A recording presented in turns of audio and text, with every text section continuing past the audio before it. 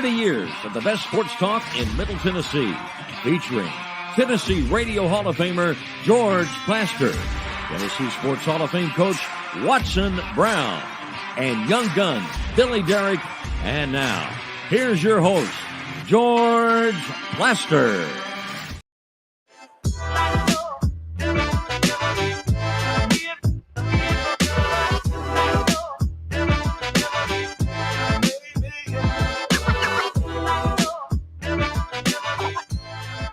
Hello again, everybody. Welcome in on what is an absolutely beautiful Thursday in Nashville, Tennessee. Boy, it doesn't get any nicer than this. And as you can tell, we're at our new digs at the Fordyce Center in Bellevue. By the way, they're throwing us out for a couple of weeks because the Predators, they have had enough. The Predators will take over, and their training camp will originate from here. And so we wish the Predators the very best of luck and hope that their stay at the Fordyce Center is just as good as ours has been. Okay, we're right in the middle of football season. A lot to talk about. We begin each and every show with Terry McCormick's Daily Titans Update, brought to you by Lori Burnett Leland. She wants to be your mortgage lady, and through the folks, absolutely can happen. Dial her up at 615-969-4350.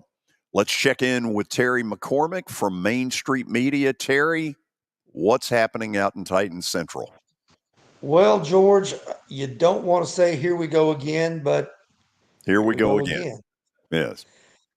DeAndre Hopkins showed up on the injury report yesterday with an ankle injury, and during the open part of practice earlier today was not seen. So that could be 2 straight days of no DeAndre Hopkins, and certainly would put some sort of question into whether or not he's going to be available for the home opener Sunday against the Chargers. I'm sure tomorrow will be the telltale sign if he's able to practice. None of us should be surprised, by the way. Well, this happens every year. But I mean, was there anything, Terry, coming out of the game Sunday that led you to think this was coming? Well, I heard some people say that they saw him kind of being tended to for an ankle injury sometime toward the last play of the game. Now that kind of stayed quiet until yesterday when it showed up on the injury report. So interesting that already 1 week in, they could be, perhaps without the guy that they brought in to solidify the receiving core, for this second game. And then also Amani Hooker continues to be missing in action, and Christian Fulton continues to be limited with the hamstring issues. So you're talking about, injuries, maybe not as bad as they were last year, but already, some key guys on the report, and you're wondering how much they're going to be able to give you.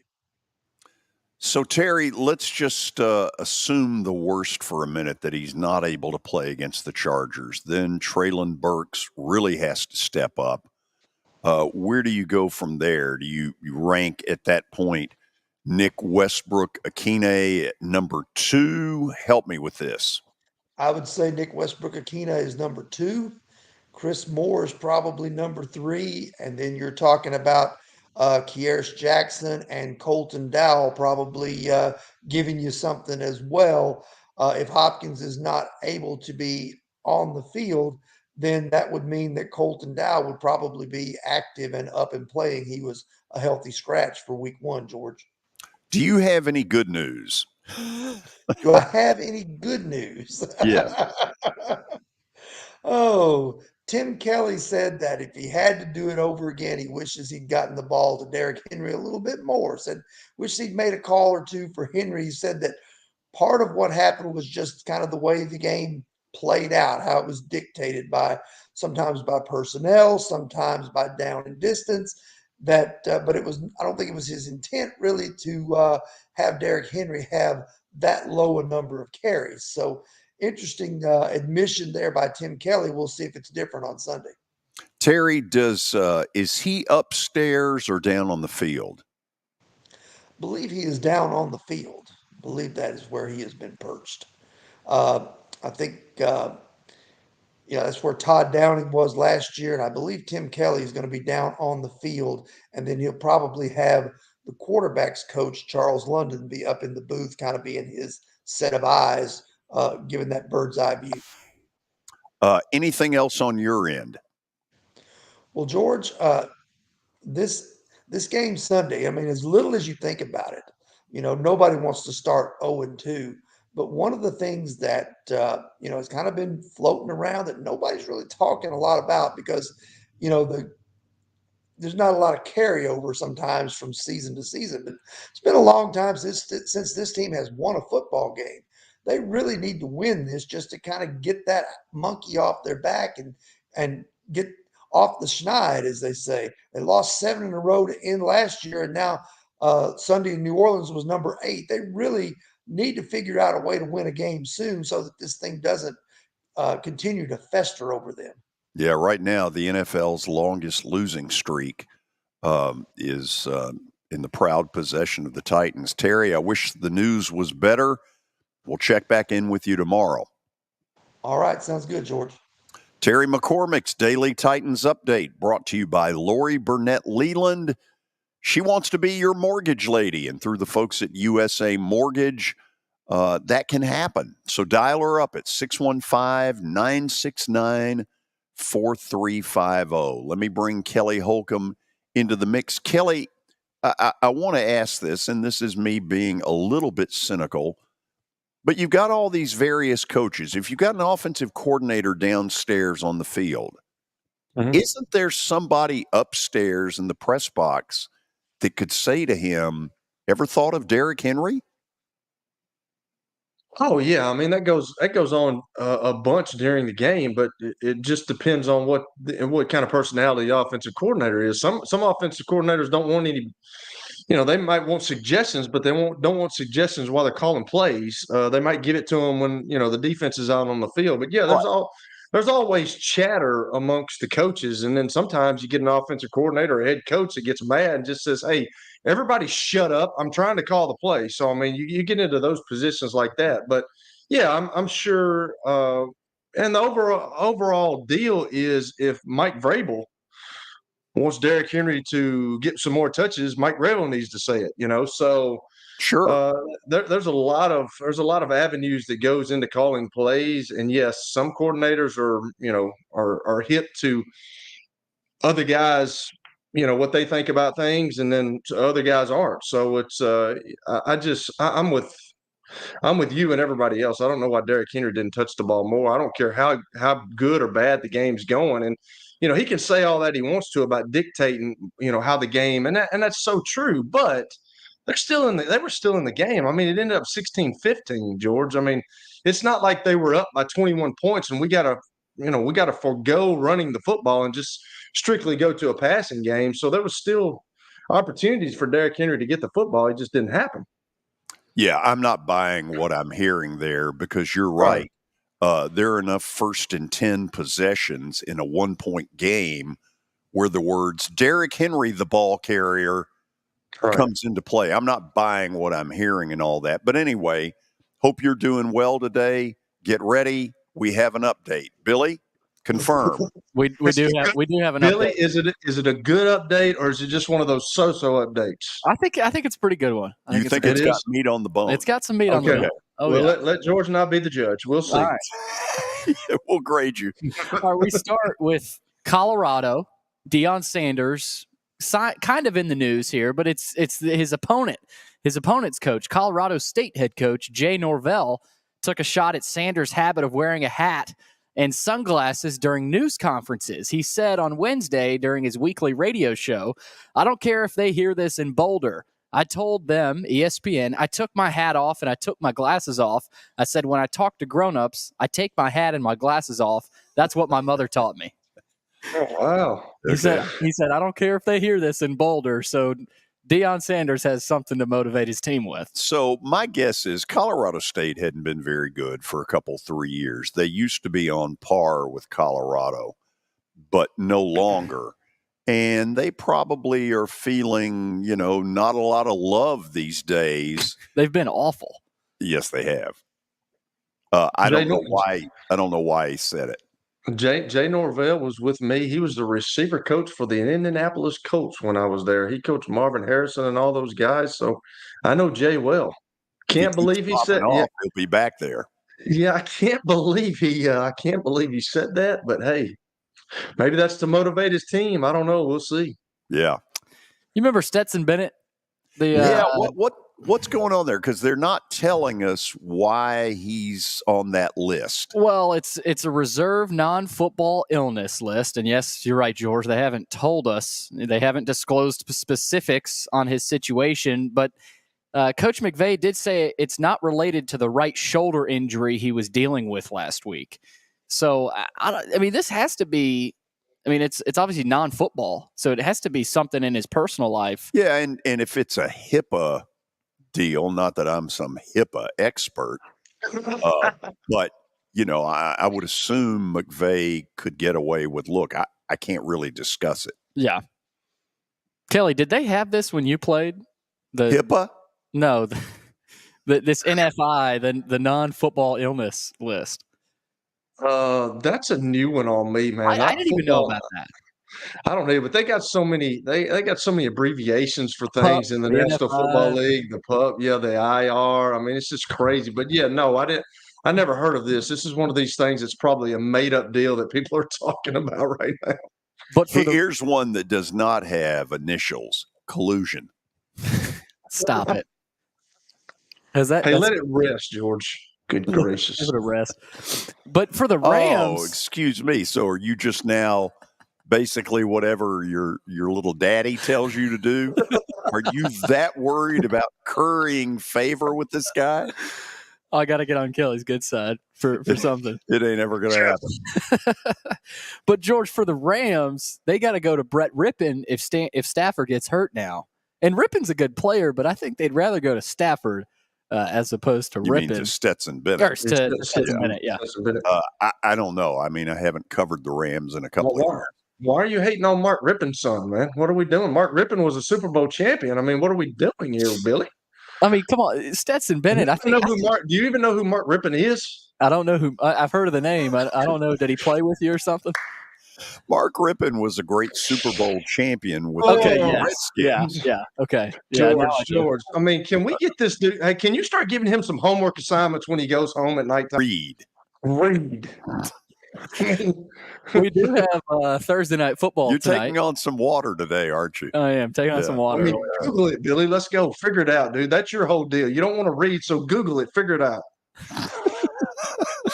Vikings, Eagles tonight. Eagles are favored by 6. EAGLES. I think we'll have a pick on that game a little bit later. But I think you're right. The Vikings did not look good last week, and now they got to face the Eagles. So, and the story has gotten out that Baker Mayfield had their signals.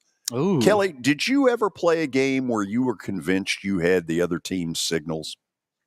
You're always trying to steal signals, George. I mean, it goes back to the Houston Astros deal. I know they got caught, but like the fun thing about it sometimes when you're sitting over there on the sidelines is trying to. And of course, it's hard to do that now because they've got the microphones and stuff in the helmet, so you can't do that. But back in the day, like if you could get some intel on what's going on, I mean, the greatest thing was when I was in Minnesota and. We stole a signal from one of their guys, and we told the coach, and we were able to check to a play to Adrian Peterson, touchdown, about 75 yards, which was nice. And I was like, yeah, I got him. But I mean, it's not as easy as you think it is, George, and especially today. But if you can always get an advantage, you're always looking at stuff. You're always trying to figure stuff out, and if they're going to throw it out there for you, hey, if they don't hide it, that's their fault. So. He apparently went in at halftime and said, I have got their signals. And there is a play very late in the game, because I happened to see it, where they were 3rd and 9 with, I don't know, a minute 20, minute 25 to play. And Minnesota has no timeouts remaining. They decide to throw on 3rd and 9 and make it work. It was a gutsy call. And now I get a little better understanding why they were willing to make it, Because I remember at the time thinking, if this is an incomplete pass, they're going to look stupid because they've given Minnesota an opening. But if they had the Vikings signal, that explains a little of it. Well, you spend so much time watching film, George, and you spend so much time of trying to get an up on somebody. Like you'll watch a defensive lineman if he's going one way, he'll do something with his hand, or if he's going another way, he might put his other hand down. So you just spend so much time doing that. And then guys in the secondary, you watch so much film, like they tap their hat, that might mean cover 2 or cover 4 in their scheme or something like that. So if you pick up on stuff like that and you can see those guys doing it, then yeah, you can check into a play where you can take full advantage of it. When I do that, it means I need money. It's the only signal. Correct. Kelly, can Baker keep it going? I mean, was that a fluke or keep stealing signals? He's got a good shot. I don't know, man.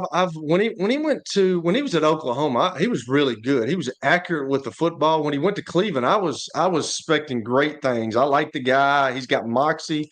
The offensive line wants to play for him. The guys on his offensive side of the ball wants to play for him. But he kind of digressed when he got there. I don't know what. And everything starts with your feet. But like he's not as accurate as he used to be. But he's a gutsy guy. There's no question about that. And he's always got that chip on his shoulder because everybody told him that he couldn't do it. So I'm for the guy. I'm obviously for Todd Bowles. I love Todd Bowles to death, man. He was with me in Cleveland. Tom, he's still down there, and all those guys. Tom Moore's working with Baker. Well, I don't know how much working he is. Tom Moore's a consultant, which is the fleecing of America. And I asked him one time, I said, is there any way I can get that job from Tampa Bay like you got? And he's like, no, son, they wouldn't have you. You don't know what you're doing. I'm like, all you do is sit in an office and you sit down and write plays down and you give it to Bruce, and Bruce don't even use them. Wow.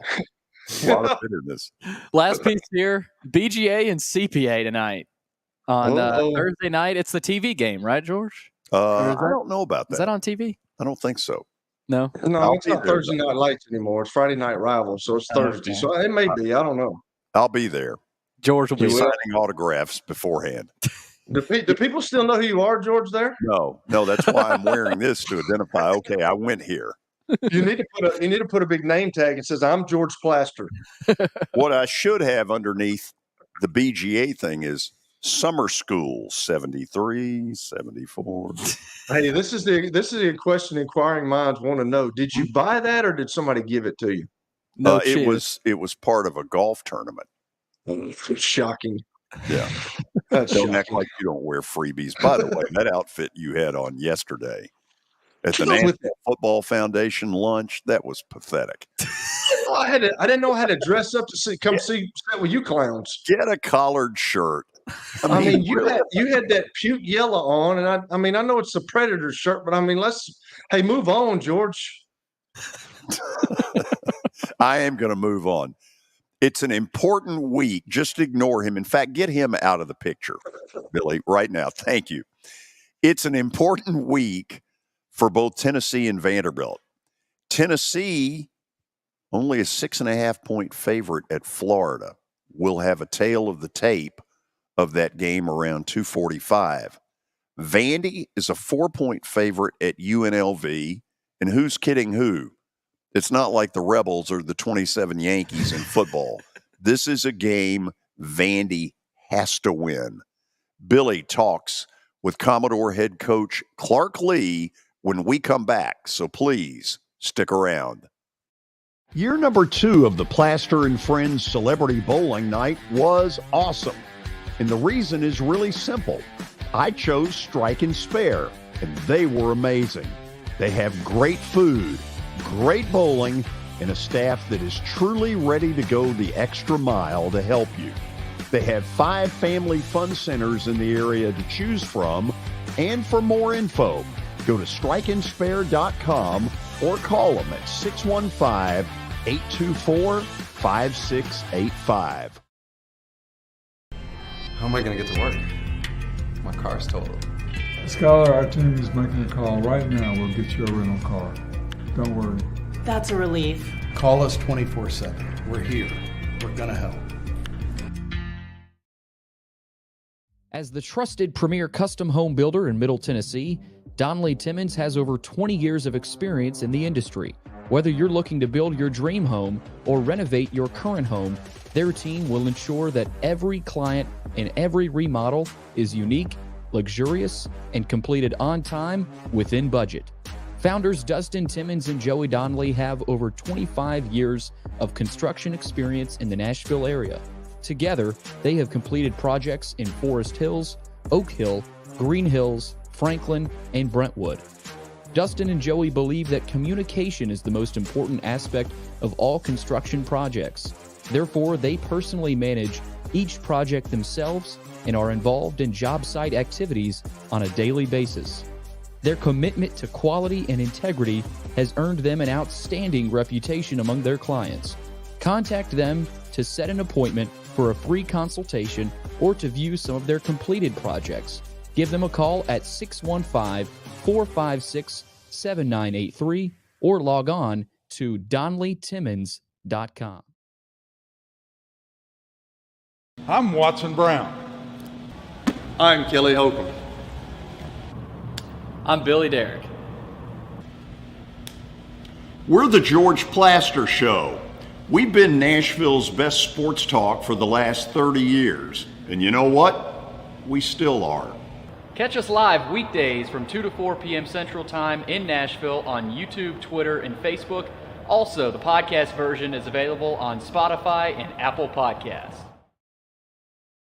Looking for more than just awards and trophies? Southern Trophy House is your one-stop solution. For over 60 years, their team has created lasting impressions with a personalized touch. From embroidery to screen-printed apparel to corporate awards, signs, and name badges, they have everything you need to keep your brand shining bright.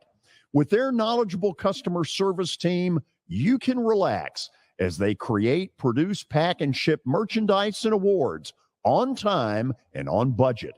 That includes etched crystal awards, custom-cut acrylic, name badges, embroidered Richardson ball caps, banners, screen-printed T-shirts, laser-engraved Yeti cups, and knives.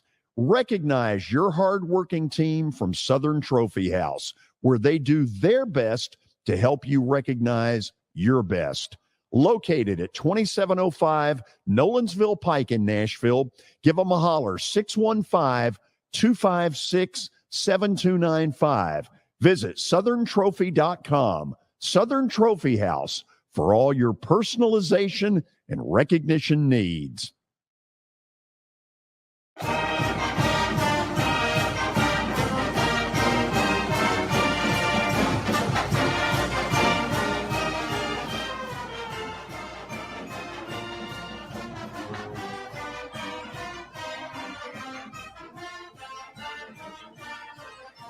Vandy UNLV Saturday night, 6 o'clock on CBS Sports Network. This is the return of a game, I want to say 3-4 years ago here, where UNLV 2019 absolutely trashed Vandy.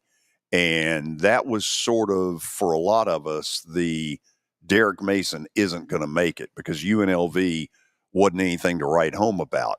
Frankly, Vandy wasn't a week ago either at Wake in a 36-20 loss. And that's sort of where Billy Daunic and Coach Clark Lee start this interview. Coach, you head to Vegas on Saturday night. Of course, UNLV, familiar face with Barry Odom, a former SEC coach. We saw some mistakes. We saw some sloppy play against Wake Forest. As a coaching staff throughout this week of practice, how do you guys try to work to prevent some of those mistakes? Well, I think first of all, for me, I don't know that our play was that dramatically different from the first two games against when we played Wake Forest. I think in some ways they were able to capitalize on those mistakes. And when you play good teams, that's what happens. So I think cleaning up our play, I think, making better decisions with the ball, those have been things that we have been harping on in the first 2 weeks. Obviously, we paid the penance for not having cleaned that up against Wake. And so you ask about how to improve it.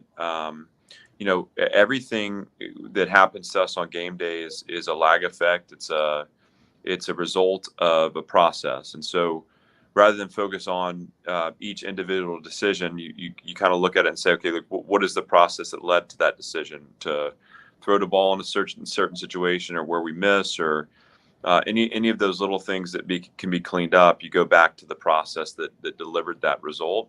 That's why you train. And so this week, we've pointed out where those mistakes occurred. We've designed drills or competitive segments in practice that have allowed us to address those issues, and ultimately it's through that repetition that you train and you prepare and you become better. And any team needs to be better and improve through the season. That's no different for us.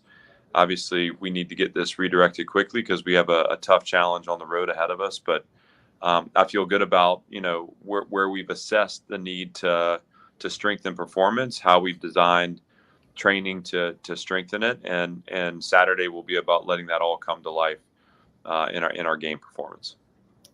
Coach, Wake Forest was able to run for 288 rushing yards in the second half. It felt like they were able to run the ball more efficiently because of, I don't know if it was tired legs or what it was defensively, but you mentioned some tackling issues. Is that another thing this week that is fixable? And because you had guys in position, right? But arm tackling is something that I'm sure is fixable throughout a week of practice. Yeah, well, you're not going to address tackling issues in a week. The good news for us is this is something we've paid attention to since January. And I feel like we lost a little bit of our technique on Saturday, and we diverted from that technique. We played a different defensive structure, and that defensive structure was meant to force Wake to run the ball to win.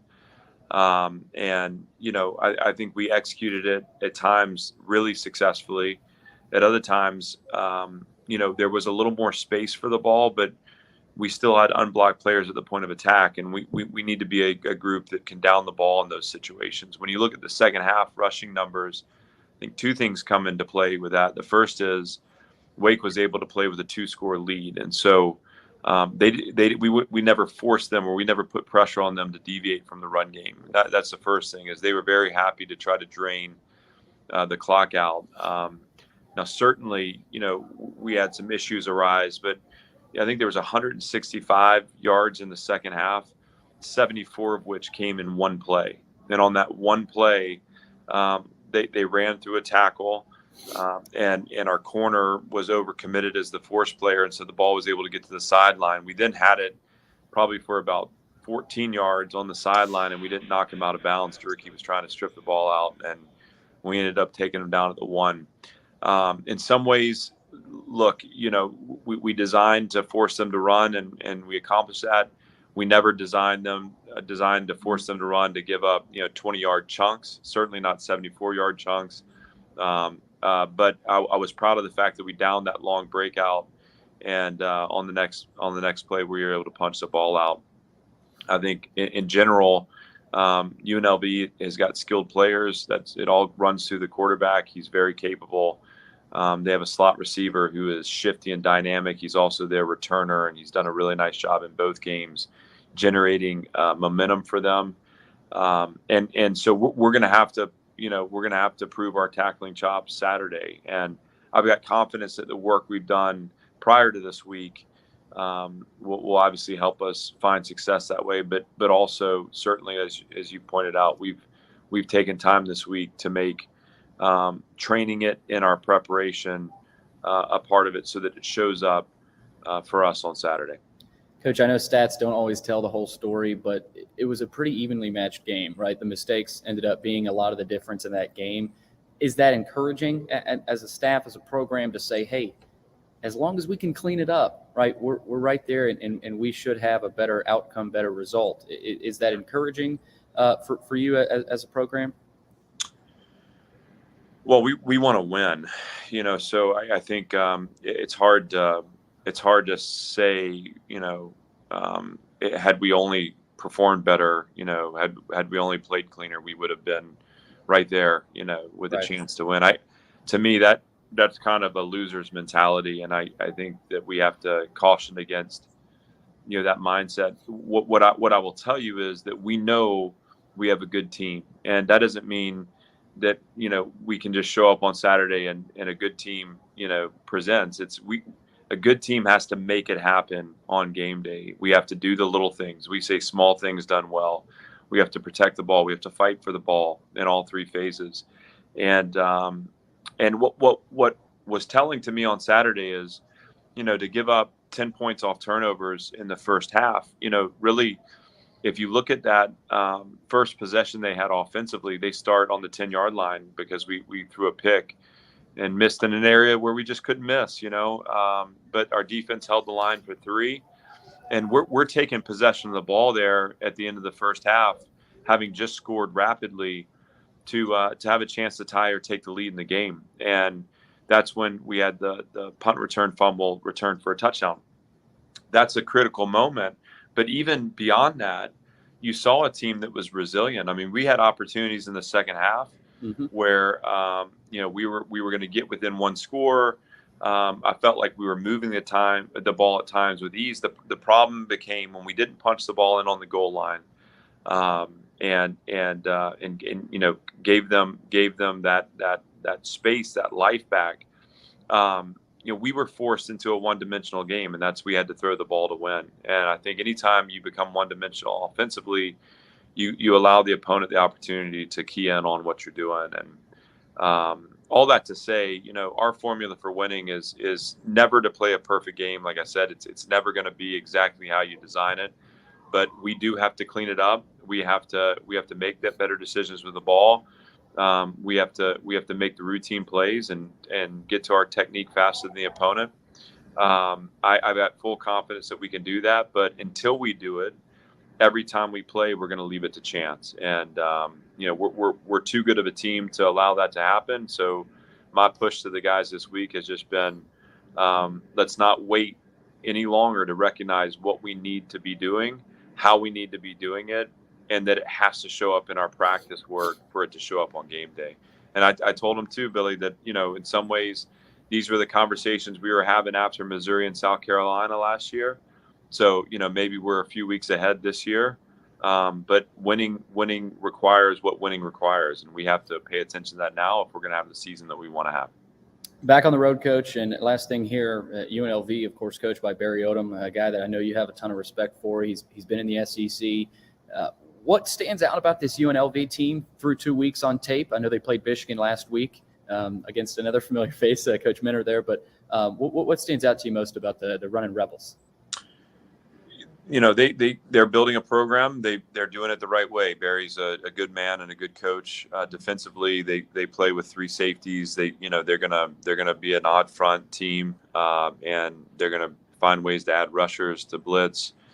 They're going to play multiple coverages with multiple leverages on the perimeter. So it's a challenge. I think they play hard on defense, and they're going to make it tough on us. We have to, again, be disciplined with the ball. We have to find a way to establish our run game. We got to get the ball to our playmakers in space. And, that's part of that's a design, and part of that's being on time and in rhythm at the quarterback position. But certainly Barry knows how to make it tough on us on that side of the ball. Offensively, this is a unique offense, and I feel like you could anymore in college football every week's a unique offense. This is primarily a 2-back zone team that has a little gap scheme, but also they'll run some option football too. They do it out of unbalanced formations, and really kind of stress your systems out that way. You'll also see some 1-back and some empty in there as well. The quarterback is a good player. He's got a live arm. He can run. They'll use him in the run game. So, again, a different challenge than what we had last week. This week's going to be about, trying to suffocate the run, obviously, and not give up the explosive touchdown. And that'll be our focus. And anytime you go on the road, and certainly as you're crossing time zones, there are going to be challenges that are inevitable. This is about not a perfect game, not a game without adversity, but how we take belief to the field every snap, how we play to our potential, and how we come out of this week feeling like we've made progress from Wake Forest, and we're ready to keep building, through the teeth of the schedule here in the middle of the season. Vanderbilt and UNLV kickoff set for 6 o'clock on the CBS Sports Network. Coach, thanks for taking the time, and stay away from the poker tables. Nah, you don't have to worry about that with me. But thanks, Billy. Hey, good to be with you, man. Why not blackjack? I was going to say blackjack. But Yeah. Hey, they're not staying. It's interesting. They were recommended to stay on the Strip, or not recommended, but they were, I guess, offered to stay on the Strip, and I guess teams do. And Clark said, no, we are not. We're staying at least 30 minutes away. They're staying somewhere way outside the Strip. So in front of some piece of cactus. Yeah, they said, I heard Henderson, Nevada, wherever that is. Yeah. But this is also the first time Vandy's playing in the state of Nevada. Isn't that incredible? They've never played at... Well, I mean, what are the options? It's either Nevada or UNLV. Well, and they've played both. They just played them at home. So here's 3 games into it. I'll admit I'm waiting to see something better. What I've seen so far, I have not been overly impressed. Hawaii pushed them around. Alabama A&M, who knows what to make of that. And against Wake, not god-awful, but not good enough. And Kelly, I think all this begins with A.J. Swan, who I don't think has been as good as they expected him to be. And if they're going to get to the level they want to be, he's got to be better than this. He's a young guy, George. I know that's not an excuse, but it's not hard playing. It's very hard playing the quarterback position, and especially when you got so many expectations on you. Him coming in, from being from Georgia, this mecca of high school football. I know he wasn't recruited by many guys, but hey, they expect a lot out of him, and he just got to put his nose to the grindstone. Just keep battling. Just keep trying to get better, and he can't turn the ball over. You got to make plays as a quarterback, though, George. We know that. That's same thing that me and my wife were talking about the other day in the Troy game. I mean, you just have to. When there comes a point in time in every game where somebody has to step up, make a play, and more than likely it's the quarterback. And if you don't have great quarterback play, you're behind the 8 ball just to begin the game. If he can turn into a leader, a real vocal leader of this offense, I think that's when they take the next step. And he's been, he's been okay. He's just been okay. He hasn't been awful, but he hasn't been anything great. But he has to take care of the football if this team wants to make a bowl game. It's as simple as that. And his interceptions have been costly. He threw a pick on the 3rd play of the game against Wake. That you just can't make that throw, and then he threw another one. Vanderbilt also had a punt fumble that you can't have. So they're not Georgia, right? They don't have the margin. They don't have that margin for error. No, they just don't, and they're not going to win if they make those mistakes. It's really as simple as that. Well, here is kind of a go out on a limb. They're not getting to 6 wins if they don't beat UNLV. No. When you look at their schedule and what's coming, they'd have to win 4 SEC games. Yeah, it ain't happening. And winning 3 since they lost to Wake is hard enough. Yeah.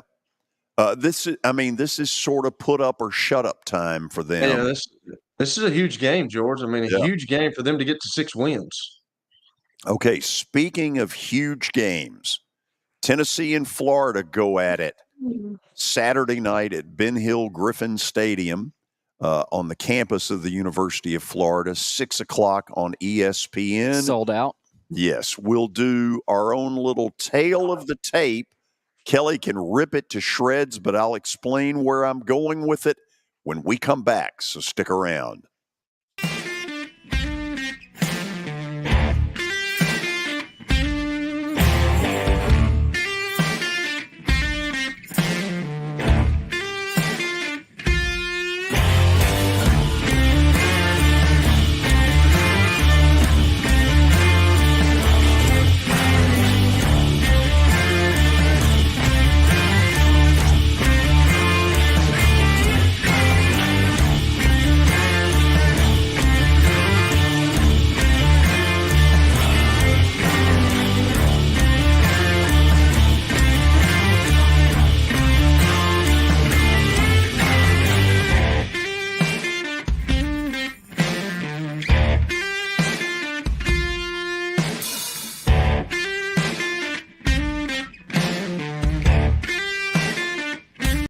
forget the fact that Sir Speedy Music City is owned by my BGA classmate James Warren.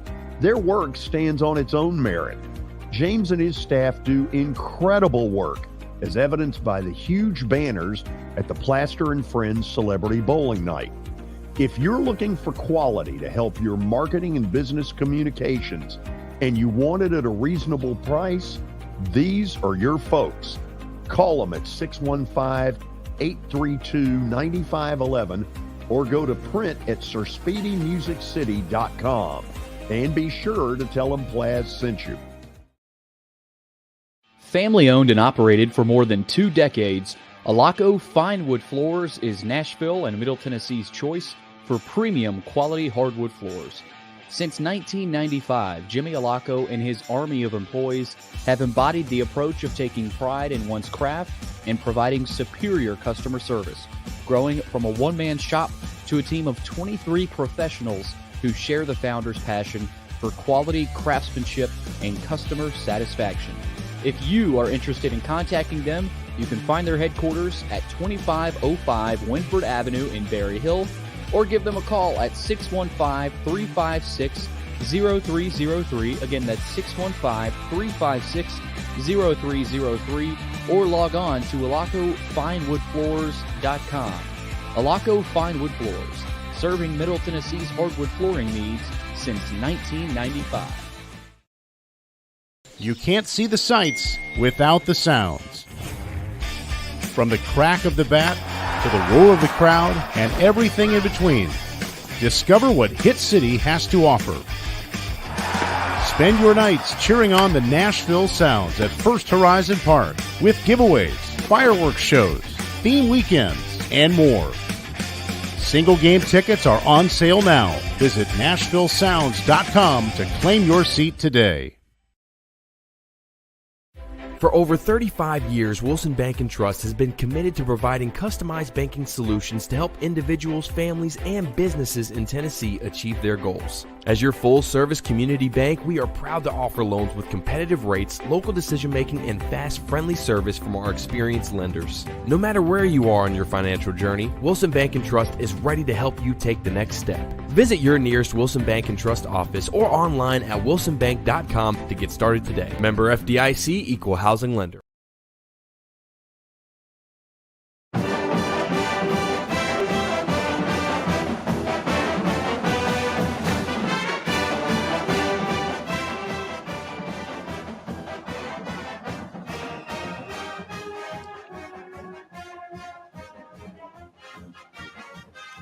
Well, this Tennessee-Florida game may well be the national game of the week in college football. It was once a filthy, nasty, ugly rivalry 20 years ago. Some of that seems to have subsided. However, there's a lot on the line Saturday. And before we go tail of the tape, let me kind of tell you where I'm coming from.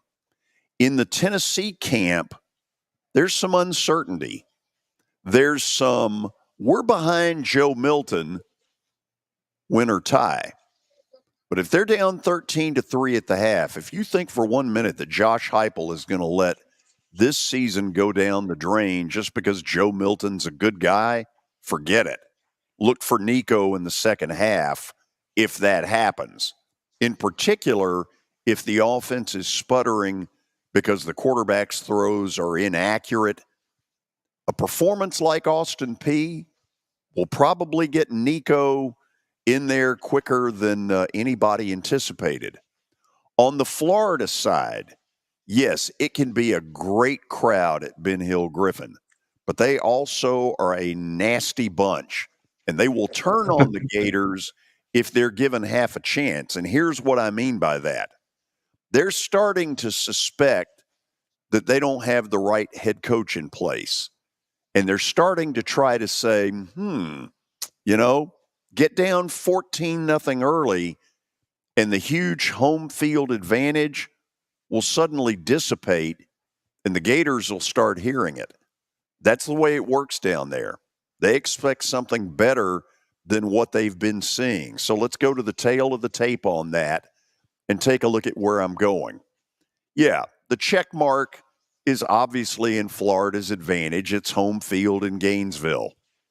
Like I said earlier, it's imperative on Florida to get off to a good start to see to it that that crowd stays with them. It can work against you. It sure can. This can be turned over to the left side on that Tennessee side if Florida, because you will hear the Boo Birds. I'm giving the check mark in the running game to Tennessee because in spite of all the talk about their passing game, go back to the Virginia contest. They could do whatever they wanted running the football. The passing game, I don't give Tennessee as big a check mark as I should because I don't trust Joe Milton. And the truth of it is they may not either. So he's got to get off to a really good start to get the trust factor back. Tennessee's way better defensively. And by the way, if Milton plays really good, Tennessee's considerably better than Florida. I just don't know if Milton will get them to that point. I'll make the kicking game dead even. I'm not going to pretend to say that I know exactly what all the kicking stuff is. So what I ought to do is get rid of that stat. The intangibles, as I mentioned earlier, this is all going to come down to Joe Milton's accuracy. If he's accurate, Tennessee's better, and I think they're considerably better. And I think he will be better than he was enough that Tennessee is going to win. On Florida's side, the intangible is that crowd mood, because if they get off to a poor start, that crowd will lower the boom on them and begin the whole Billy must go kind of stuff. Now, I'm not saying they'll send out a moving van, but Kelly, you get where I'm going with it. So let's look at what one person's final score is here. You got to just say it.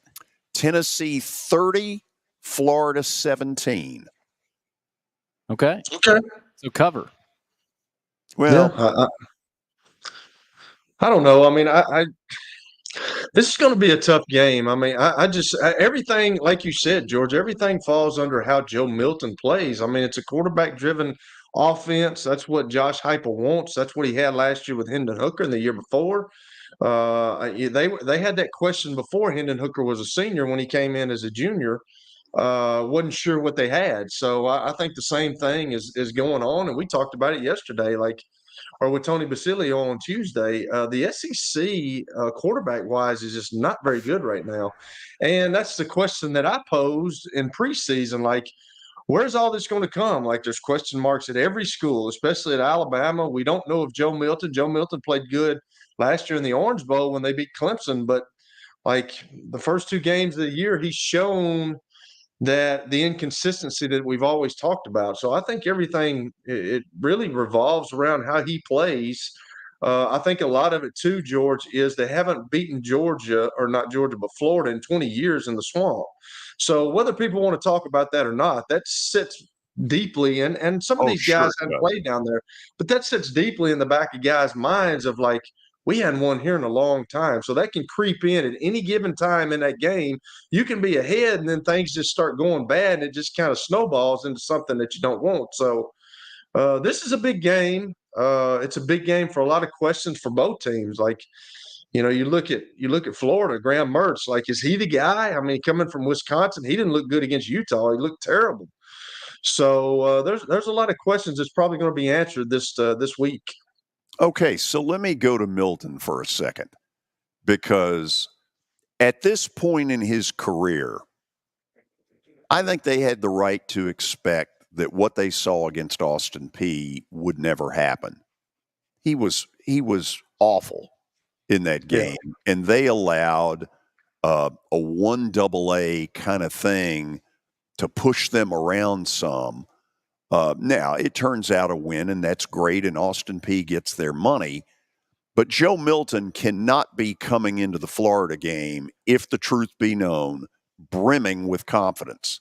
Because in the back of his mind, he knows that while it may have looked great against Clemson in the Orange Bowl, some old bugaboos have reappeared. So, Kelly, to me, if I know that, and I don't want to go to Nico early, then I've got to get him some throws early that George Plaster can make. You know, little. Yeah. They need to throw some. Stuff. Yeah, they need to throw some hitches, some things to get his confidence going.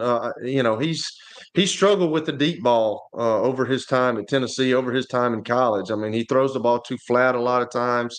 So it's going to be interesting to see. I'm looking forward to finding out just how he does. Tony, the big question mark to me, George, is when Tony was on the other day and he told us about the team meeting that they had, that they called, Right. the players called. I mean, that's significant this early in the season. And That's if you got alarming. disgruntled, yeah, it's very alarming. And if you got some disgruntled employees that are wide receivers who's talking about that stuff, that doesn't bode well for a quarterback. That kind of like cheeks at the armor a little bit, talking about his confidence, and he's definitely probably not brimming with that. But it don't take long to get that back, George. I mean, it's very easy to go with the confidence, and it's, hey, there's something that just happens and it comes back. So I don't know. It's just going to be fun to watch. It's going to be fun to see because neither team's quarterback play has been up to par of what the coaches, I'm sure, thought that they would have coming into the season. We're seeing right out of the gate, the Hendon Hooker, the impact of not having Hendon Hooker, Jalen Hyatt, and Cedric Tillman, 3 NFL players, right, that were all taken in the top 3-4 rounds. And I don't think that was talked about enough. Coming into the season, you lost all those guys. And that's hard for anybody to replace. So for Tennessee, and it's crazy it happened against Austin Peay. That's when it hit a lot of people because of how Joe Milton played. So for Milton, can he do? He's in his 5th year, right? He's not even really. I mean, I think it's past time for him to prove it, right? I mean, how bad does it have to get? Right? Do they have to lose to Florida? Do they have to? I mean, because they can squeak by Florida and Joe Milton still play bad, I think. Yeah, it's almost like, when do you take the starting pitcher out for the reliever? Billy, they're in an SEC East battle where they've got to look at the scoreboard and say, okay, we want to get to that Georgia game in November where that game is for all the marbles. And for Tennessee, they can be 1 game behind Georgia and have that happen. But the problem is they've got to go to Alabama, which is never easy, no matter what Texas did. And so I believe that if Milton poops the bed in the first half and they're down 13-3, 13-6, and offensively they haven't gotten it done, I think Heupel says, I've seen enough.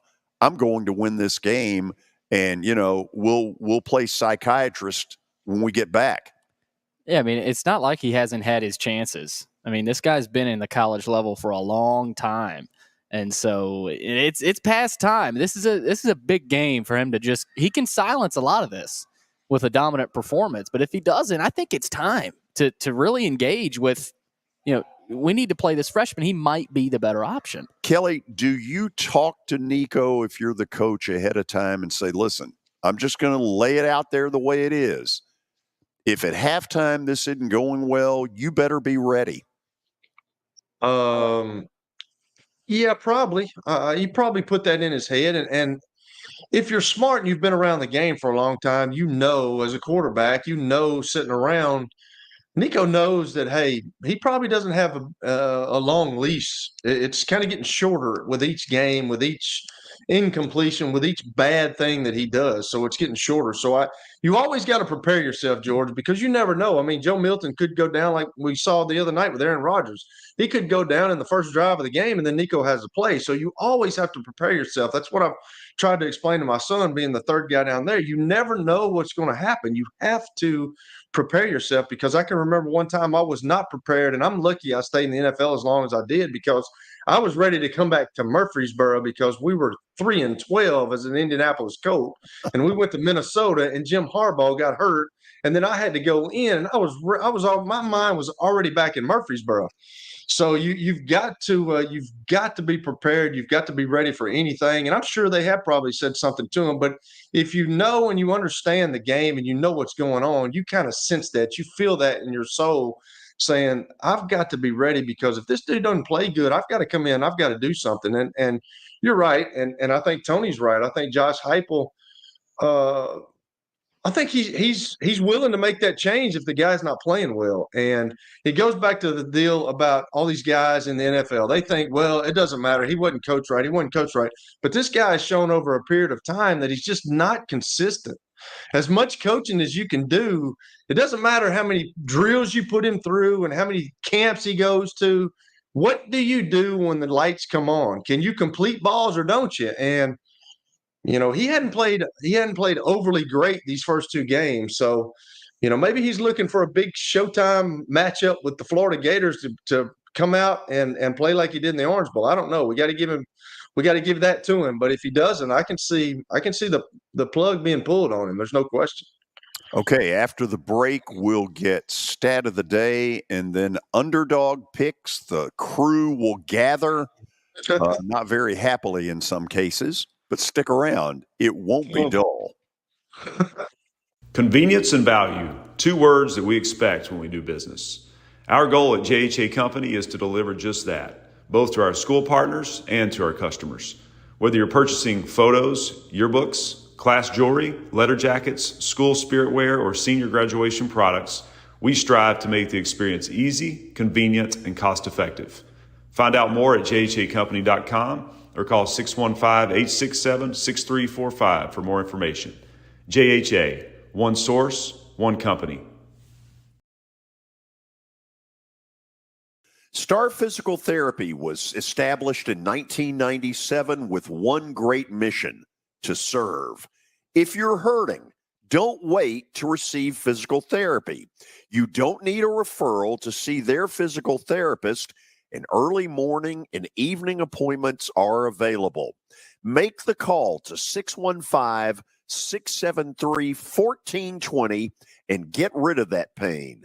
Star Physical Therapy, the official health provider of Football Friday.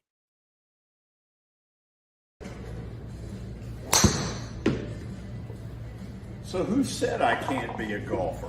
Well, you know what? This is X Golf, located just down the road from the Fordyce Center in Bellevue. This is fun. It'll improve your golf game, and you need to stop in and check it out. 8138 Sawyer Brown Road, and who knows, I may get to 200 before it's all over.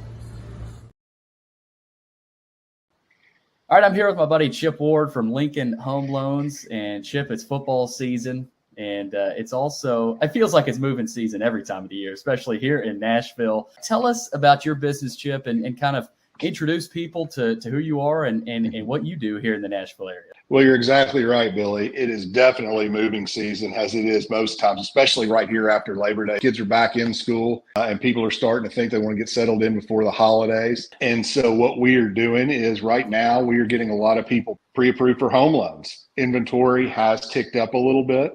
It has been down, but it's rebounding a little bit. And right now is a good time to buy.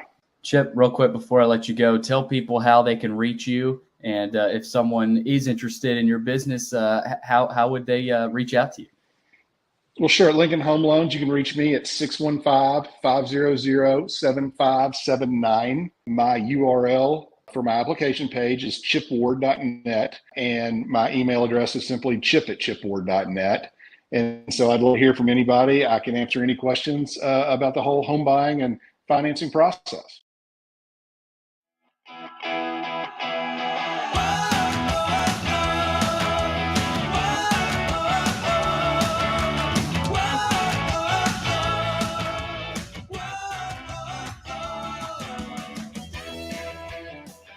Top of the hour on a Thursday, the highly anticipated Underdog picks for Week 3 coming up. But first, stat of the day brought to you by John English Antique Sports and Cards out in Shelbyville. Let's see what we've got for today. Justin Jefferson holds the record for the most receiving yards in a player's first 3 seasons.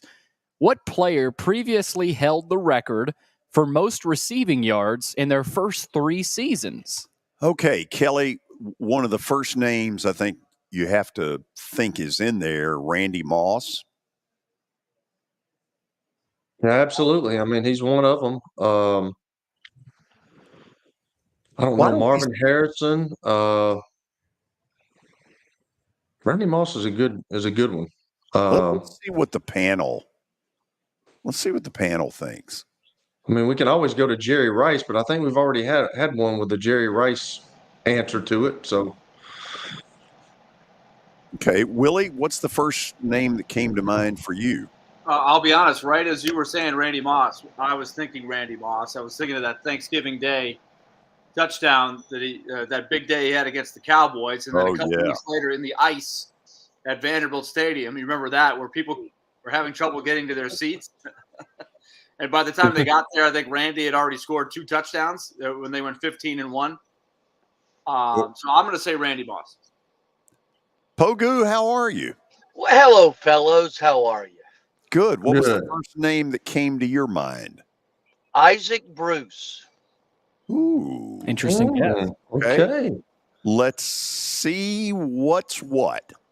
It is Randy Moss. We got George, Willie. That was a quick one. That? Quickie. Okay. The gang is all here for Underdog picks in week 3. Now, Billy, we had some interesting issues. A week ago, you asked me to sort of take over some of the duties, and then Kelly kind of ripped you, and then you tried to gain back some of what appeared to be lost. So I think I'm slowly regaining the control. I think I'm good. Today's a big test, though. Okay. Willie, do you have any helpful hints for him?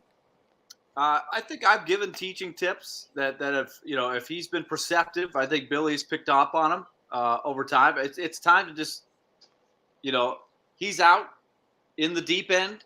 It's time to sink or swim. I can only throw so many life rafts. Right. Are you sitting on the floor? I am. Yeah.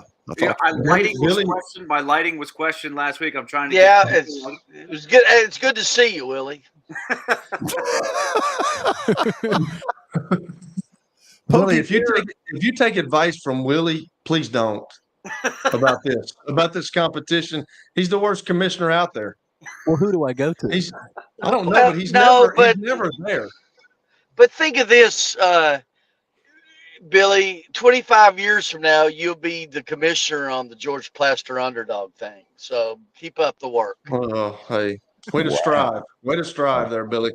Pogue, last week you brought an issue to the table about Kelly's residence. Would you care to either backtrack on that or continue down that road?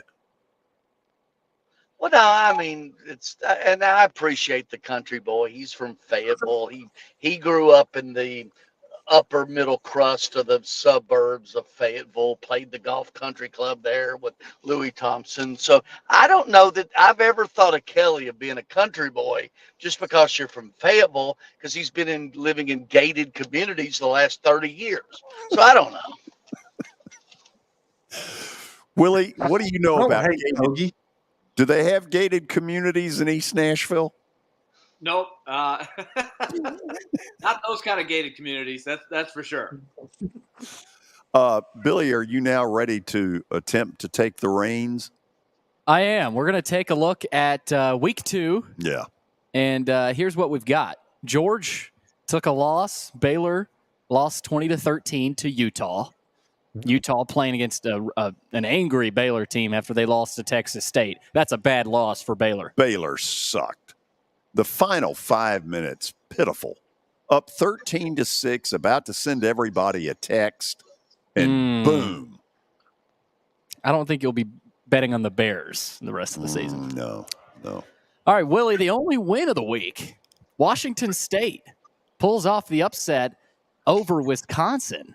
A ranked Wisconsin team at the time, 31-22, and the Pac-2 has those Washington State and Oregon State games. They've been dominated by the Pac-2 teams. Willie, have you seen this kid at quarterback for Washington State?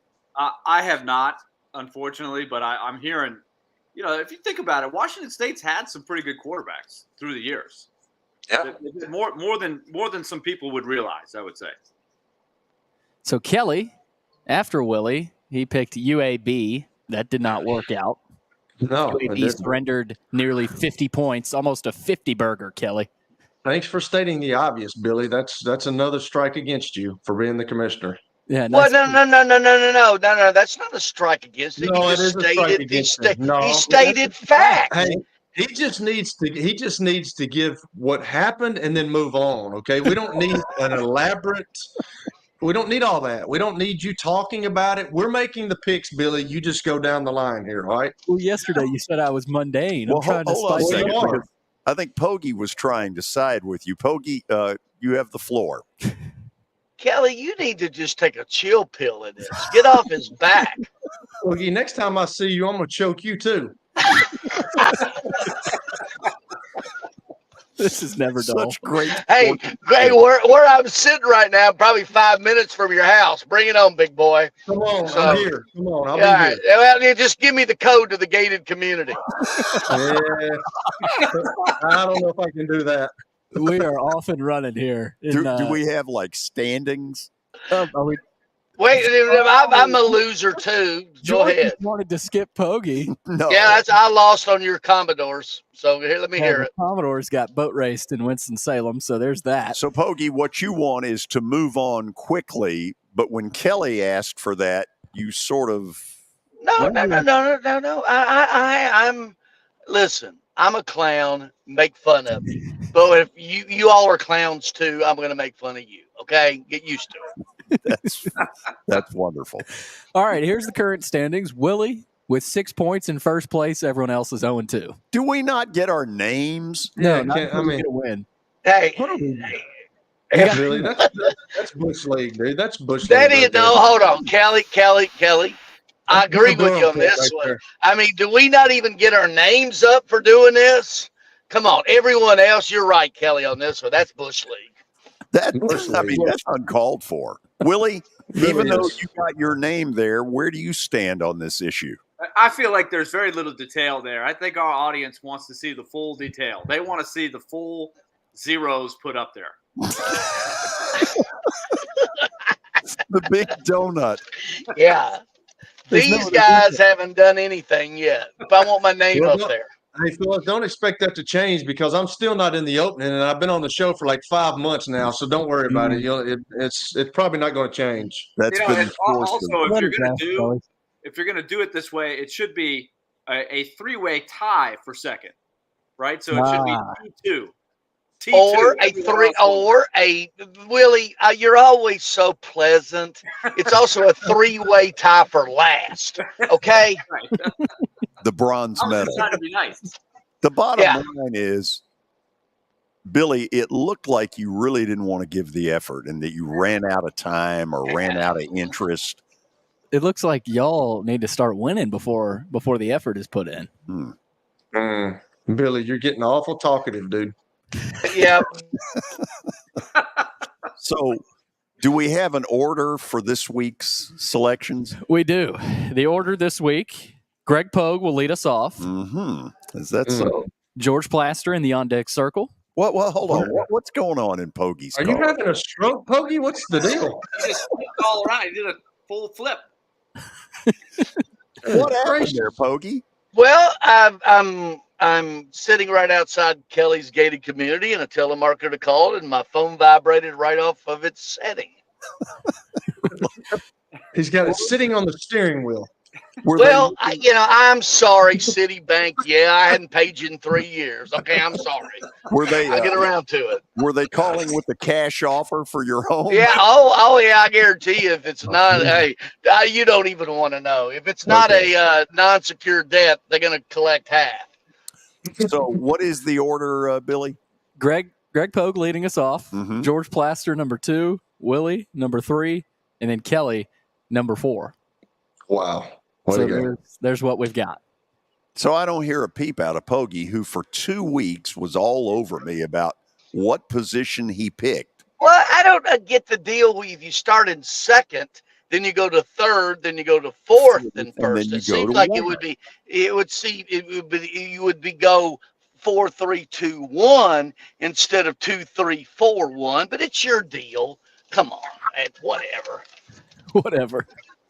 Willie, I mean, do you have any opinion on this? I didn't realize I didn't know the method to the madness. I just kind of let it be. I just was assuming that it will get into a normal flow, but I did not ask the procedural questions that Pogue asked. Thanks there, Switzerland.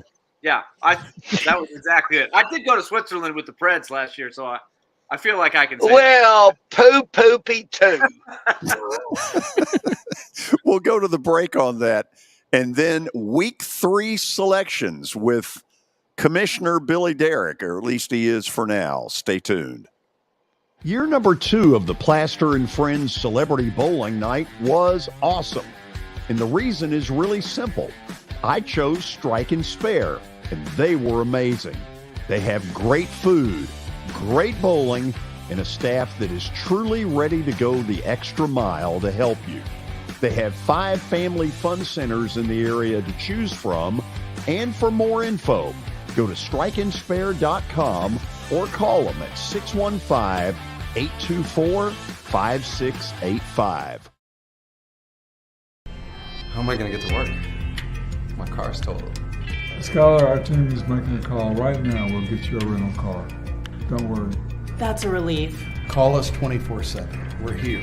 We're going to help. As the trusted premier custom home builder in Middle Tennessee, Donnelly Timmons has over 20 years of experience in the industry. Whether you're looking to build your dream home or renovate your current home, their team will ensure that every client and every remodel is unique, luxurious, and completed on time within budget. Founders Dustin Timmons and Joey Donnelly have over 25 years of construction experience in the Nashville area. Together, they have completed projects in Forest Hills, Oak Hill, Green Hills, Franklin, and Brentwood. Dustin and Joey believe that communication is the most important aspect of all construction projects. Therefore, they personally manage each project themselves and are involved in job site activities on a daily basis. Their commitment to quality and integrity has earned them an outstanding reputation among their clients. Contact them to set an appointment for a free consultation or to view some of their completed projects. Give them a call at 615-456-7983 or log on to DonnellyTimmons.com.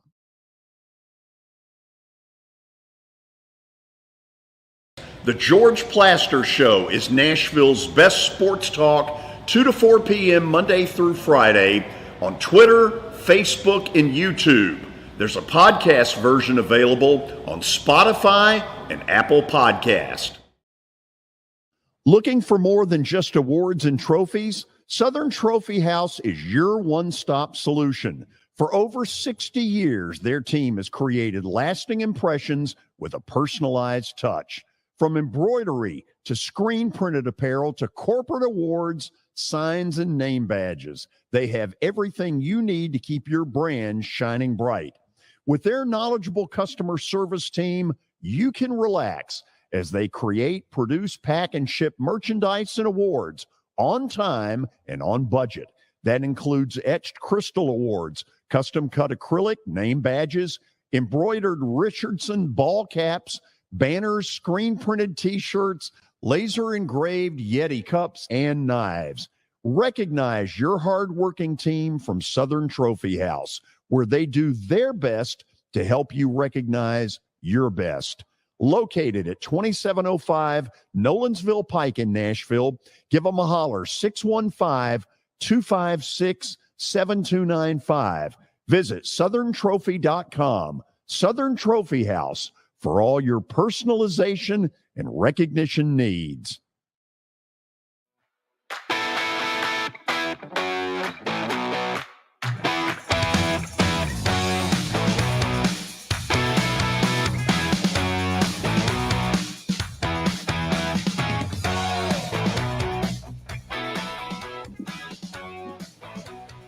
Welcome back. We're about to find out where we're headed in week 3 of the Underdog picks. Willie is the leader right now, having won with Washington State. Apparently, we do not deserve our names in print.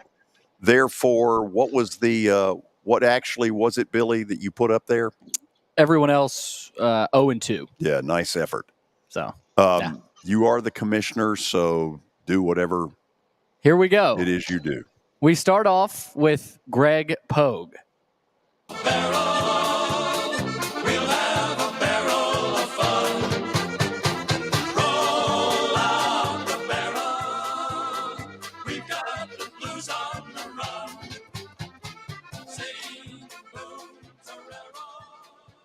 Pogie, what do you got? Do you know which team in the National League has the best overall pitching ERA? I would guess or the or Major League Baseball for that matter. But we move on. You can wallow out there with all your 6 division championships in a row and blah, blah, blah, blah. All right, we'll work on that. First off, I was thinking about Illinois. You don't need to work on that. We've clinched. Well, good for you. What are the Mets, like 80 back? I don't know. So Illinois plus 14.5. And I thought only a clown would pick that game in an underdog pick on the radio in this market. Also, I was thinking about Indiana plus 10.5. Mm-hmm. And I thought only a clown. Yeah, exactly. Beat it, Pogie. Yeah, beat it. Oh, no. We lost him. No, I don't want to join the clown who might have picked Indiana, who might have picked Illinois. Mm-hmm. You know anybody that would have done that? Yeah, absolutely. That's why you got cut off. Week, Pogie. Yeah, well, I'll leave those scraps to you. I'm going to take Minnesota plus 7.5 at North Carolina. They're 5th in the country through two games in time of possession. It took North Carolina double overtime to beat Appalachian State. Nah, Minnesota's better team getting 7.5. And no way am I going to be clown enough to take Indiana and Illinois on the radio in this marketplace. George, Kelly, your reaction? Pogie. My reaction. Yeah. We know where Pogie can go. Yeah. First of all, how did he know when that? he reads all that time of possession crap? Where are you getting that stuff? That hurts. I'm smarter than you, George. Okay, you've made a lot more money than me, but I'm smarter than you. Pogie, a lot of people are smarter. Did you use Gold Sheet for that? Where'd you get that? The Gold Club. Okay. The Gold Club. Just a few blocks from Deja Vu. Yeah. Bob's Gold Club. Okay. Willie, any reaction to the Minnesota pick from Pogie? Well, Minnesota, I'm still bitter at Minnesota because they stole one from me. I picked against Minnesota the first week, and Nebraska gagged it at the end of the season, or the end of the game. So, Pogie, you're going to get what you're going to get. Yeah. But Willie, would you ever be a clown enough to pick Indiana and Illinois on if there's theoretically another mutation of this that you might be the commissioner of? Just saying. Look, I believe in my constituents, Pogie. I would never say anything wrong about any of the people, the fine people that may or may not grace our presence on a possible. Yeah. Well, and George nailed it. All 14 of you sound good. So Willie's got faith. Let me say this about Minnesota. Okay, they keep talking about rowing that damn boat. You can take that boat paddle and shove it. You knew that was coming. I did, but it went sideways, and I just floated along. You acting like there's a science to this. I mean, it's called silly underdog picks for a reason, Hoss. Yes, it is. Silly. Hoss. It's silly. Yeah, Hoss. You just got hossed. All right. Yeah, that's about as country as Kelly gets these days. Is Hoss. From his gated community. Yes. Pogie goes with Minnesota plus 7.5 at UNC up in Chapel Hill. So we'll see how that one goes. Up next, George Plaster.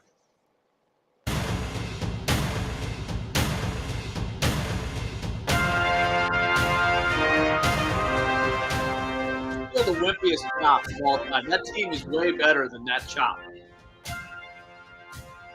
That's me on the organ, by the way. What's the problem, Willie?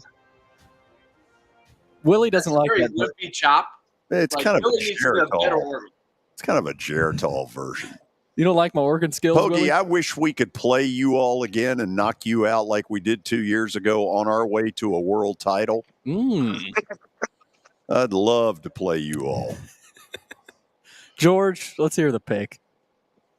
Look, you're not giving it. Kelly, who is he to be giving out orders?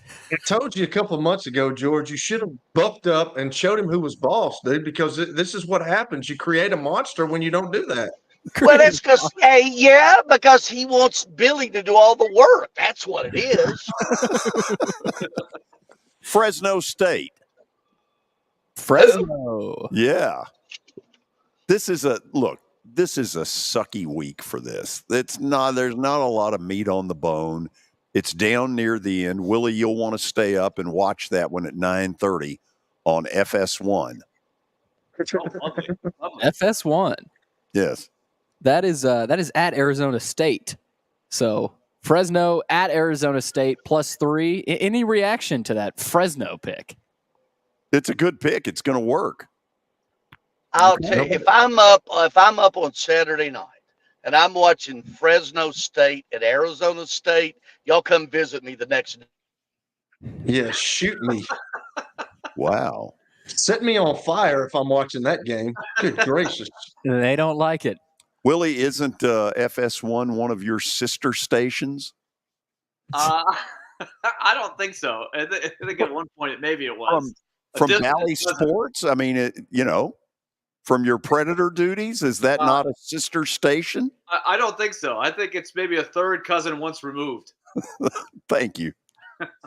All right, so Pogue has frozen out on us as we speak. Yeah.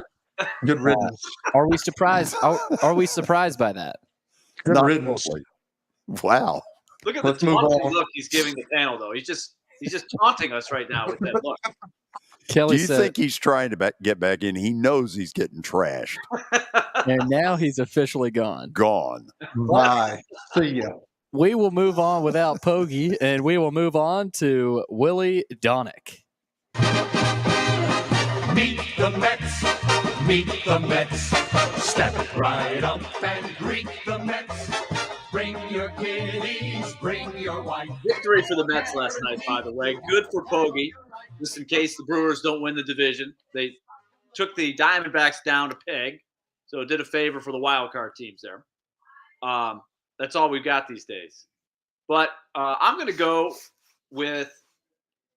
for my pick, like you said, George, it's not a great week. I'm going to take BYU, an 8-point dog at Arkansas. I watched some of Arkansas last week. It took them a while to get rid of the golden flashes of Kent State. Kent State was hanging around in that game for a while. Arkansas won at BYU big last year rather. But the Cougs have won a couple. The Cougars of Washington State were good to me last week, so I'm going to go with the BYU Cougars this week. Willie, did you notice the support of Battleground Academy? Yes. Now, Kelly, you'll appreciate this question. I feel like I've seen that particular pullover or jacket before. What year do you think you got that as? You think I've already asked that. I asked him earlier in the show, was that free or did you have to buy that? What did you think he said? It was given to him at a golf tournament, which is shocking. Either way, Willie, it looks better than the non-collared shirt you have on. Yeah, there's a collar in, George. I mean, we're not stuck back in the 70s, Hoss.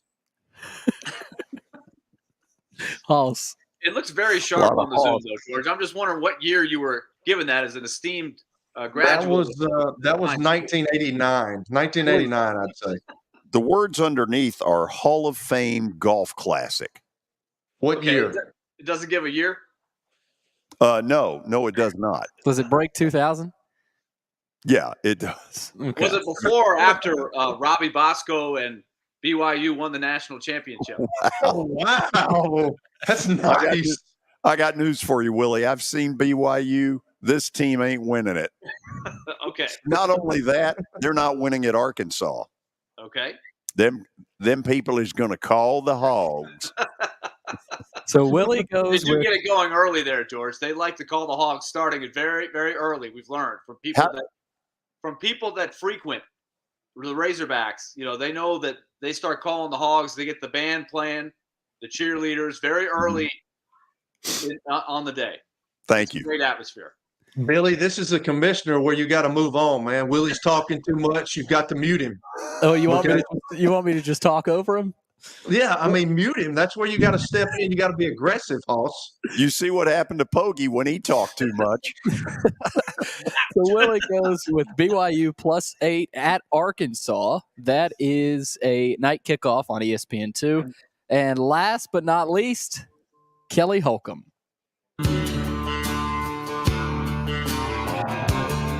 I got a shotgun, a rifle, and a four-wheel drive, and a country boy can survive. Country folks can survive. Kelly. Okay. I love them Titans.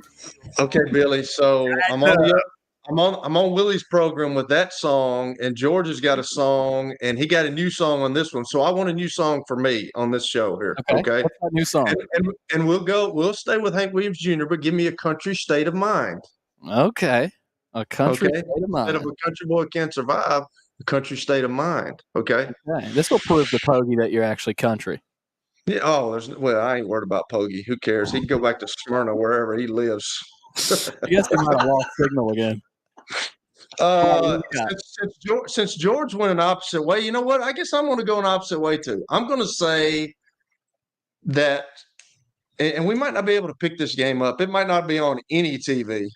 It might be one of the generals' picks where we just have one side stadium. Okay. But I'm going to say the Charlotte 49ers beat Georgia State. Ooh. Charlotte at home. Can you tell me, Kelly, what time that game is, and I'll tell you what network it's on. 5 o'clock. It is at 1 a.m. in the morning. Nobody wants to watch it. 5 o'clock on ESPN Plus. That's where that one is. Oh, yeah. Charlotte hosting Georgia State. 7.5. If it farmed out to a television station, what station would that be? W43AG up in Kentucky. Paducah. Yes. Okay. So we've got the picks, but we don't have Pogue. And it looks like Pogue has little comeback. It looks like Pogue has made a comeback. Well, first off, that radio station George actually worked at that he just Can we get you to get another phone other than a cricket? No, but you know what? I'm sitting here and it said your phone is too hot, and yet I'm sitting where it is, so I don't know. Oh, good gracious! It's good to see you. Country song there, country. I can't believe we got to get a picture on you with a flip phone as we do. Sweet. No, see. Hey, you want? Hey, I'll go. I'll play pickleball with you technically, okay? And then you'll get worn out. You don't want to do that. No, neither one of us know squat about it, right? Oh, I do. I used to play it all the time. Anything that's got a ball pertaining to it, I can play it. Okay. Well. Wow. I don't know about that. Isn't this where you? This is where we do a final review. Yeah. We start with Greg Pogue at the top. Luckily, he was able to get his pick in while he was still with us. Minnesota +7.5 at UNC. So Pogue riding with the Golden Gophers. George picks Fresno State +3 at Arizona State. No B word. So we will pick Fresno for George. Willie has BYU +8 at Arkansas. They'll be calling the Hogs down in Fayetteville. So we'll see if Willie can roll with BYU. And then Kelly picks Indiana. Not Indiana. That was earlier today. Charlotte. That's the other show. That was the other show. Charlotte +7.5 against Georgia State. And that is tonight at 5 o'clock on whatever. That's on Saturday. Oh, did I say tomorrow? Saturday. You're really rattled, aren't you? No, because Kelly and George, so you're going to pick something different than you pick in the 14th mutation of this game. Something different that so that way you can hit. If you hit one, you got. Well, I got one right. You're bound to get one at some point. You're playing. Billy, this is where you step in as a commissioner and mute Pogue. Okay, you mute him. Well, you gotta be respectful. Looks to me like he muted it. He may have just muted himself. I'll be there soon. Don't worry. But no, I just wondered. You pick. I hear something on the interweb, and you guys pick something different today. So you've got 2 teams today. Mm-hmm. Yes. You do a contest. Yeah. And one of them hits, you're going to do a bat flip. That's not. Congratulations. Well, Pogue, but it's not likely one of them hits. Where do you go this weekend? Nissan Stadium, 4:30. Chris Sanders and I, John Merritt Classic, Gardner Webb, kickoff at 5. So yeah, Get them a win. Yeah, that was a good win last week. They needed that, and we'll see. But you know what?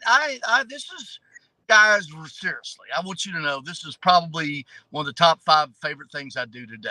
I want to appreciate it. Thank you. Oh, thank you. Pogue's top 5.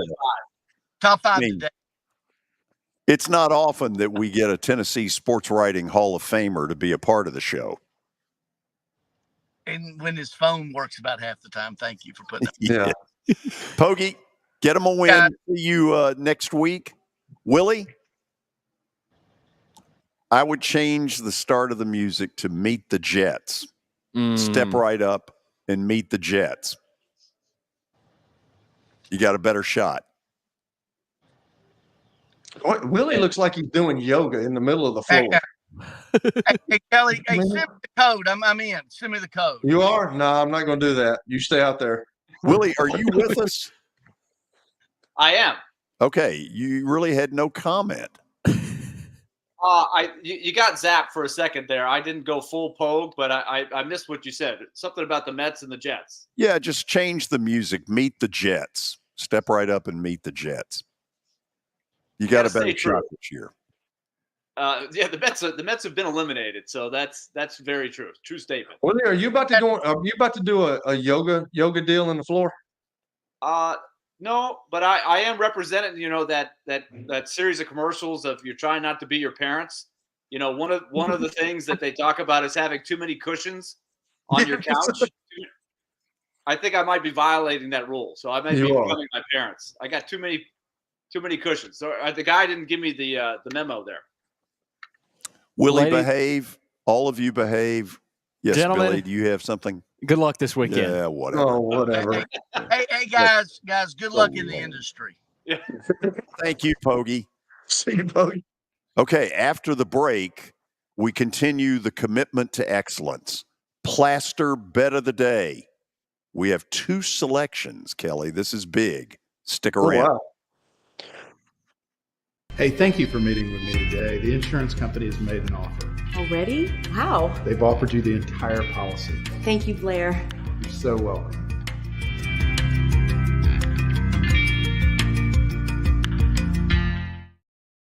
Family owned and operated for more than 2 decades, Alaco Fine Wood Floors is Nashville and Middle Tennessee's choice for premium quality hardwood floors. Since 1995, Jimmy Alaco and his army of employees have embodied the approach of taking pride in one's craft and providing superior customer service, growing from a one-man shop to a team of 23 professionals who share the founder's passion for quality craftsmanship and customer satisfaction. If you are interested in contacting them, you can find their headquarters at 2505 Winford Avenue in Berry Hill, or give them a call at 615-356-0303. Again, that's 615-356-0303, or log on to alacofinewoodfloors.com. Alaco Fine Wood Floors, serving Middle Tennessee's hardwood flooring needs since 1995. You can't see the sights without the sounds.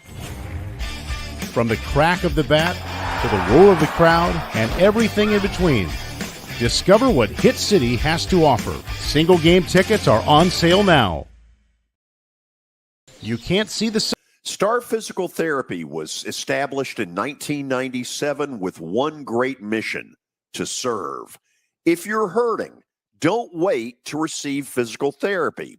You don't need a referral to see their physical therapist, and early morning and evening appointments are available. Make the call to 615-673-1420 and get rid of that pain. Star Physical Therapy, the official health provider of Football Friday. Convenience and value, 2 words that we expect when we do business. Our goal at JHA Company is to deliver just that, both to our school partners and to our customers. Whether you're purchasing photos, yearbooks, class jewelry, letter jackets, school spirit wear, or senior graduation products, we strive to make the experience easy, convenient, and cost-effective. Find out more at jhacompany.com or call 615-867-6345 for more information. JHA, one source, one company.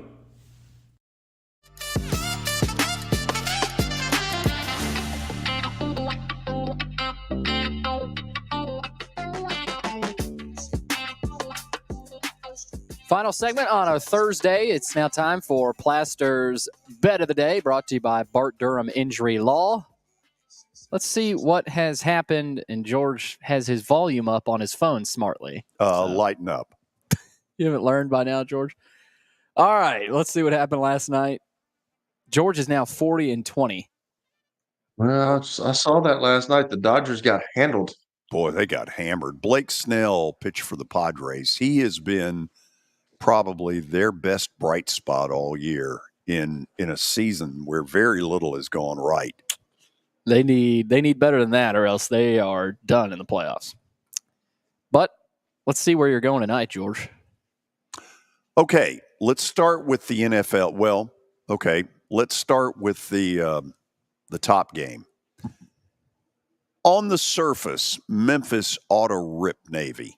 But the fact of it is, in recent years, Memphis has had a hard time getting Navy's triple option under control. Now, this is not Ken Niumatalolu's naval midshipman. Certainly not. But if they're able to run the ball a little bit, it shortens the game. It gives you less possessions. And who knows? I don't think they'll win, but I think there's a chance they might cover. Kelly? I don't like this pick, Kelly. I don't mind it. I think it's pretty good because he's right about that the last couple of years. But that's an awful lot with the Navy, and especially if they get that triple option going and you can't stop it. That's a lot of points. If they score first, I'll win that one. And then, Billy, you'll be forced to apologize for your comment. Forced. Yes, absolutely. Okay, the pro game tonight is a rematch of a game that was played early last season. It was one of those early Monday night games. EAGLES is just simply better than the Vikings. The Vikings play no defense, and I think that's going to show up in this game. Minnesota wasn't good enough to win at home against Tampa. Kelly, even though not many touchdown favorites in the NFL cover, I think this is one time it probably will. And it's at Philly, so and Philly's really good. They got an all-around really good football team. They can run the football, they can control the clock. Jalen Hurts is playing well defensively. They can get after Kirk Cousins, and I don't know. That's a lot in a pro game, but you may be right just because it's at home with the Eagles. Yeah, and the Eagles, even though they won in New England, they were not very happy with their performance. Jalen Hurts was certainly not on his A game. If he is tonight, we'll win that one. Tomorrow, our show will originate from Billy's alma mater, Father Ryan, the Irish trying to break a 26-year losing streak to MBA. If it doesn't happen tomorrow, Billy, it ain't ever happening. Really? Will they get it done tomorrow? They're getting it done. They're getting it done. Think so? This is the best chance they've ever had to do it. NBA is down. They'll still be competitive, but it'll be fun. It'll be a great atmosphere at Ryan tomorrow. Am I right? NBA is 0-4. 0-4. Wow. Tough, but in this area, it's getting tougher, right? You got teams that weren't as good, 10, 15 years ago, but with all the talent coming in the area, they're a lot better. So it's tough. I mean, for every team now. Kelly, it out there too, and in Rutherford County, there's all kinds of good talent out there. So it'll be fun. It's always fun when these two get together. So is that a book it, Billy? Oh, it's a book it. Yeah. Oh, okay. All right. Monday will not be pretty if they don't win. Okay. No, it will not be. Yeah, it'll not be. It'll ruin the whole weekend. Let's just say that. Really? Maybe not to that extent, but I'm that confident that I feel it. I feel it. Most importantly, Kelly, good luck to BGA tonight. Yeah, they'll need it. They will need it. CPA's pretty good. They anyway, we're out of here for today. The high school hour tomorrow during the 2 o'clock. Coach Herm Edwards at 3:20 tomorrow. We got a great show for you. Hope you'll join us.